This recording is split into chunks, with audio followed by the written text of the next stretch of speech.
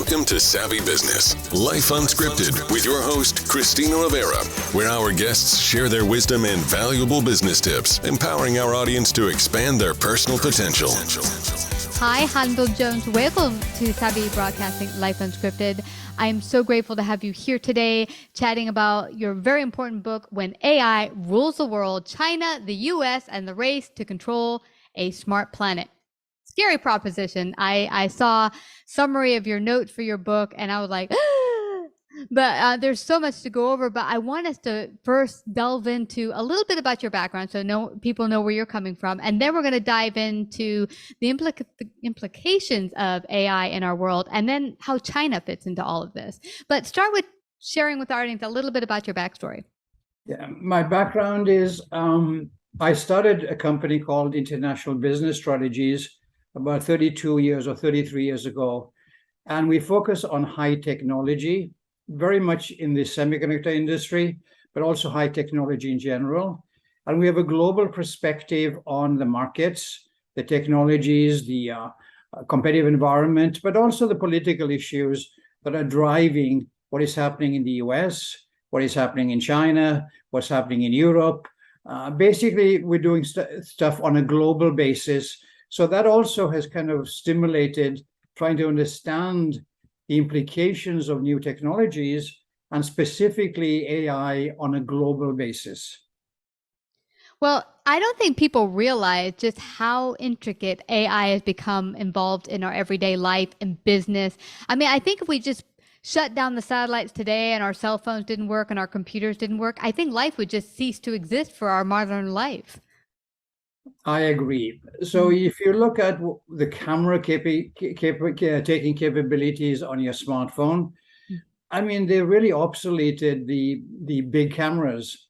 And the reason we can get these incredible pictures is because of AI. When we get delivery from Amazon and other places, AI plays an important role. So AI is all around us already, but it's basically invisible other than the fact that we can do things today that we're not really practical with the goods or devices we have today. But again, this is the beginning.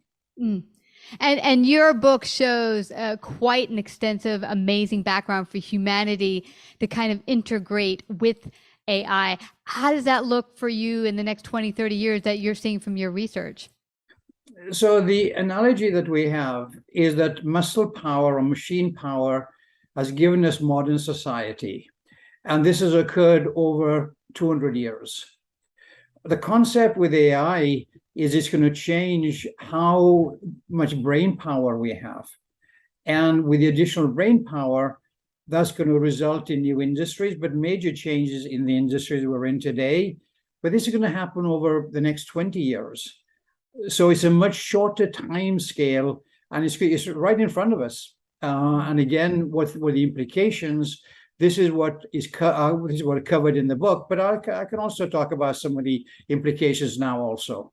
Yeah, I'd love for you to share a little bit of that. I'm a little concerned about, will this leave certain people out? I mean, who gets to have the brain power? Who gets to exploit that the most? And what does that look like over the next 20 years? And how do you stay up and up where you're able to be part of this AI revolution? So if you look at what's happened to your smartphone over the last 10 years, 15 years, and the amazing vision of Steve Jobs in terms of understanding the potential power, the changes in the next 10 years are going to be much greater. And the digital phone or the smartphone you have today is going to become an extension of your brain. We call it virtual digital twin or digital virtual twin. So we're going to have much more computing power, memory capabilities right in your hand, which is going to be far superior to what you can do with your brain. The other part of AI is what we call virtual reality. Virtual reality is where you'll be able to go into a virtual world. You can have the Mona Lisa, you can be on the beach in Hawaii without moving. And that's going to be the opium of the 2030s, where you have this incredible environment where you just don't have to move. So these are some of the implications of AI. Another part of the implication of AI is autonomous driving. autonomous transportation. It's coming slower than we expected, but it's going to happen.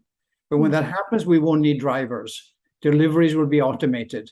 Also, robots in smart factories will eliminate workers in factories.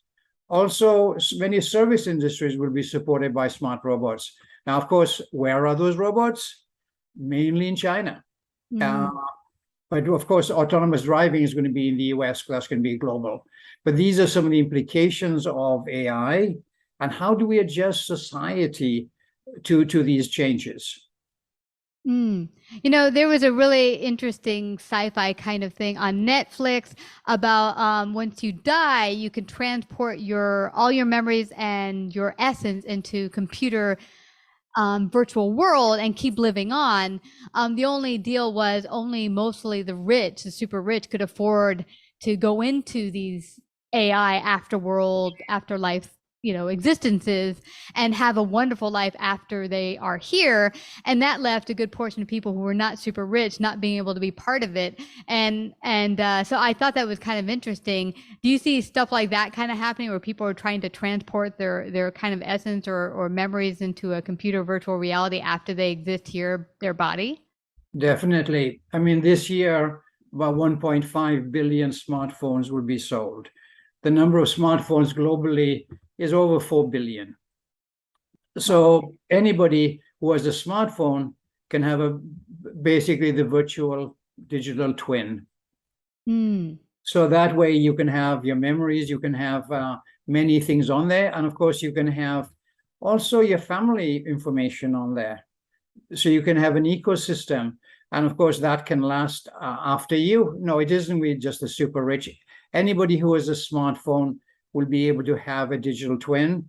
And the thing about the digital twin, though, is going to be a lot smarter than you are. Whoa. So you can do many things that you cannot do. Obviously, it's not going to have emotion. It's not going to have sixth sense. But in terms of being analytical, it's going to be a lot more powerful than you are. And it's the people who really can use smartphones effectively. Examples would be the ones that play games.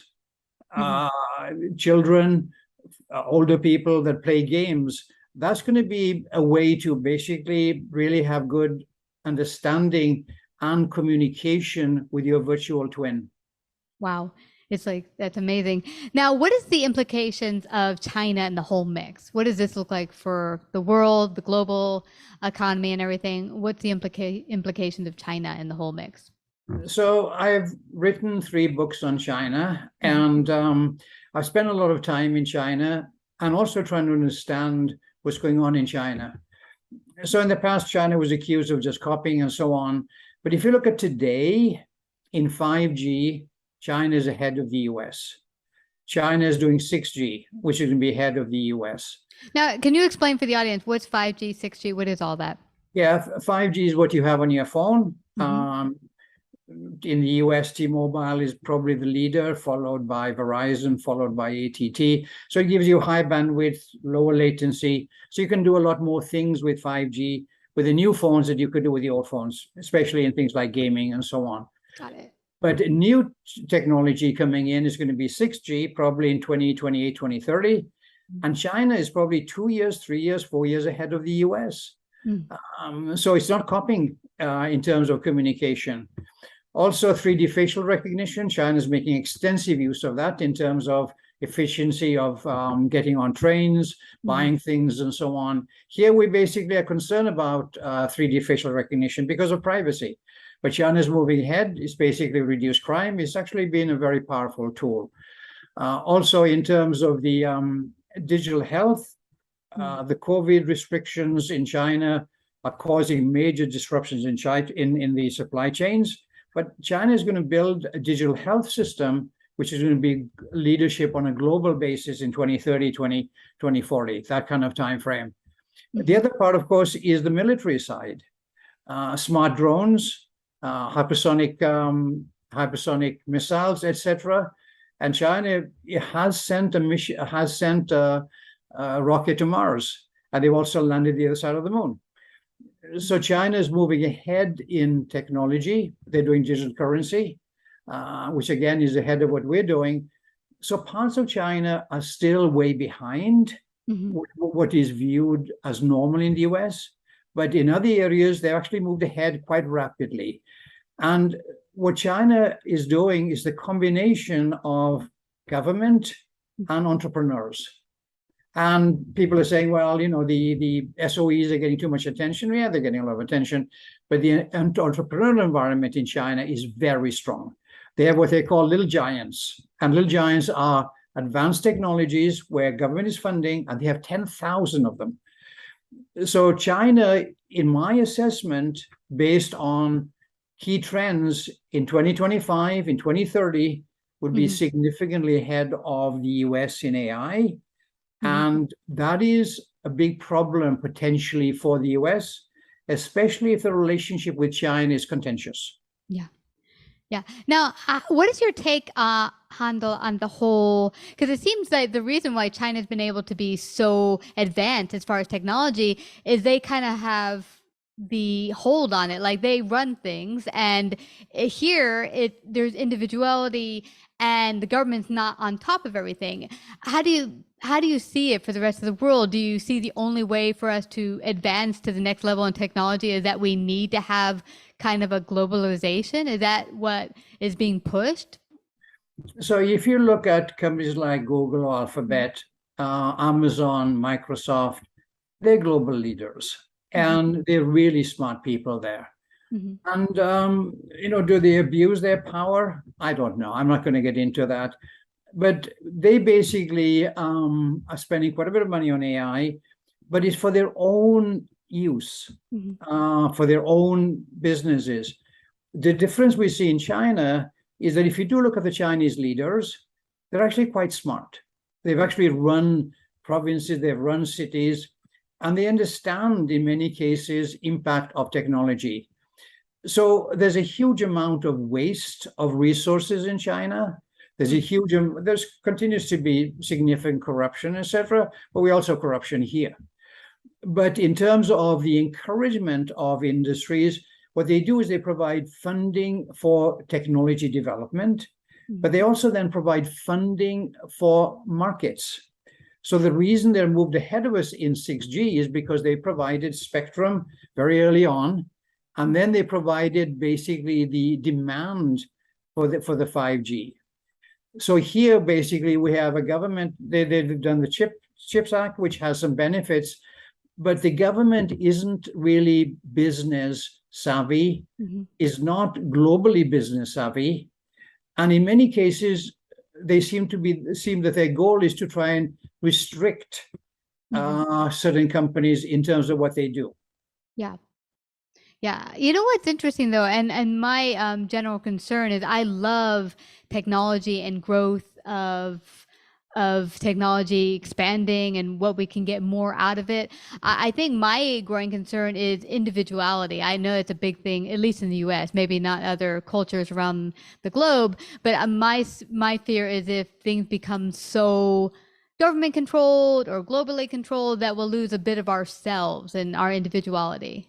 What's your take? Yeah, that's an interesting, very interesting point. When I've gone to China, it's very difficult to get to know the Chinese. I compare like going to the Forbidden City. You go into one gate and you think you're inside. No, you go another gate, you think you're inside. You go another gate, you think you're inside. But they're really highly individualistic. There is tight control by the government, and that is really causing concerns in China. As the middle class becomes more wealthy, they travel. Yeah, there's going to be tension. And there's going to be tension, and how they manage that is a major challenge. If you're going to have a few 100 million factory workers not having jobs, if you have 10 million graduates every year not having jobs, it's a major challenge. But what we see in China is a recognition of many of these problems, and they plan ahead in terms of how to address them. They might not always be successful, but they do have this planning ahead. Yeah. So I think the individual part is important. How you manage it is going to be a challenge in China. But here, if you go to some of the cities like San Francisco and so on, I think individuality might be out of control. Wow, really? It's interesting. That kind of balance, reaching that balance. I mean, I grew up with my favorite show being Star Trek, and so I see the technology so-called 400 years in the future, and you're like, you would like a society where we all get along and there's peace, but the technology has allowed us to reach a space where we're reaching out to other, living beings across the galaxy and growing and expanding, and it sounds so wonderful. And hopefully one day as humanity, we can fight less, have less tension between each other, but expand our minds and grow in a very prosperous, non-combative fashion would be awesome. But I loved having you here today, Handel. Where can people get a copy of your book and find out more about you? When AI rules the world, where can they get a copy? So one maybe final comment. I think young people today are in a very exciting phase. I think the opportunities in terms of creativity has never been greater. Impact of technology is huge, but I think young people today have an incredible opportunity in the future. But again, like all times, challenges. The book right now is available on pre-order from Amazon. It's going to be released, I think, in about the middle of October. And in my opinion, AI is an exciting opportunity, but also with big challenges. And again, we have to be prepared and plan ahead. And if we do that, I think we'll have a very successful global economy going forward. But thank you very much. Yeah, I love that you mentioned that planning ahead can make all the difference. If we just, become informed, become educated, plan ahead, this could be a really exciting time ahead and for growth of humanity and for humankind. Also, I see you're at IBS/Inc.net if anyone wants to find more about your company. Everyone go get a copy of When AI Rules the World. Get your pre-order copy today. And thank you, Handel, for coming to Savvy Broadcasting. Thank you very much, too. Thank you. Like, subscribe, and share this episode. To listen to more Savvy episodes and Savvy Biz Tips, go to www.lifeunscriptedradio.com. To find out about our paid sponsorship opportunities or how to become a guest, email Christina at lifeunscriptedradio.com.